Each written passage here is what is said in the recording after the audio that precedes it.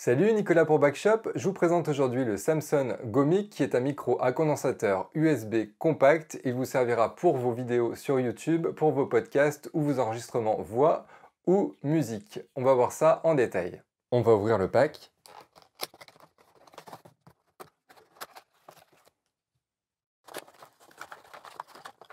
Le manuel. Une housse pour ranger le micro et un câble USB. Le Gomic est fourni avec une housse de rangement, donc vous pourrez le transporter partout assez facilement. Il est vraiment compact. Donc c'est un micro USB qui fonctionne sur Mac et sur PC. Donc vous avez un système de clips. On vient ici, il y a une vis, on vient basculer pour sortir le micro qui est vraiment pas plus grand que mon pouce. Voilà, vous pouvez le poser à plat ou le clipser. Sur le côté, vous avez la possibilité de basculer soit en mode cardioïde, c'est-à-dire que le son va être pris bien vers l'avant avec une réjection vers l'arrière.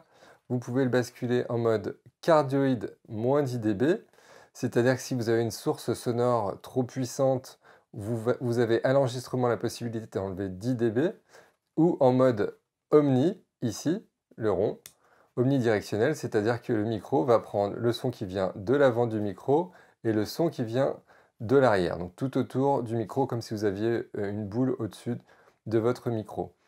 De l'autre côté, on a une entrée casque et l'entrée USB, puisque c'est un micro qui fonctionne en USB, il faudra le brancher à votre tablette ou sur un Mac, un PC, ce que vous voulez. Vous avez en dessous un pas de vis, cela vous permet de brancher votre micro sur un pied de micro. Je vais le visser sur le pied de micro. Le micro est fixé sur le pied, je vais pouvoir le bouger dans la position dans laquelle je veux pour enregistrer. Grâce à un clip, vous avez la possibilité de le fixer directement sur votre Mac ou votre PC. J'ai branché directement le micro en USB à mon ordinateur. Je vais dans mes préférences audio et je vois qu'en entrée, on peut sélectionner le Samson Gomic ou le micro interne. Donc je vais sélectionner le Samson Gomic.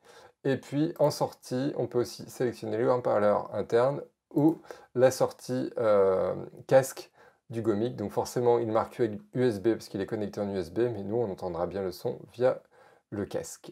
Je vais dans Device Setup. Je m'assure que c'est bien le Samson Gomic qui est en carte son. Donc ça, moi j'ai Cubase, mais vous pouvez utiliser Audacity, ce que vous voulez. Je vais ensuite vérifier mes sorties dans VST Connexion. Donc j'ai bien une entrée stéréo gauche-droite qui est le Samson Gomic. Je vais, hop, ici, je vais créer une piste stéréo que je vais renommer Samson Gomic. Je vais faire un test de son.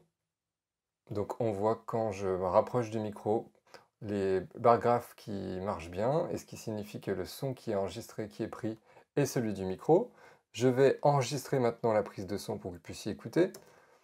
Donc le son que vous entendez maintenant est celui du Samson Gomic. Je vous ai dit que c'était à la fois un micro cardioïde et omnidirectionnel.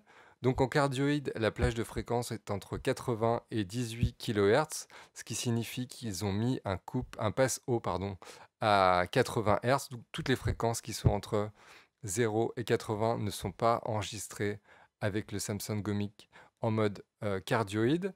Et en mode omnidirectionnel, la fréquence d'enregistrement est entre 20 et 20 kHz.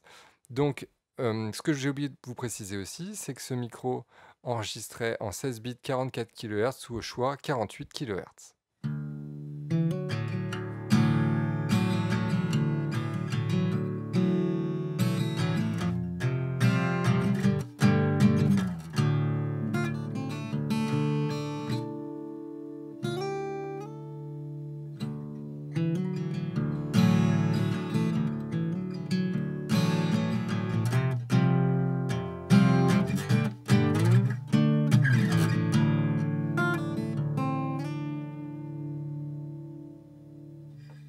Pour en savoir plus sur le Samsung Gomic, rendez-vous sur le site bax-shop.fr. Si vous avez aimé la vidéo, n'hésitez pas à la liker, à la partager ou vous abonner à notre page YouTube. À bientôt!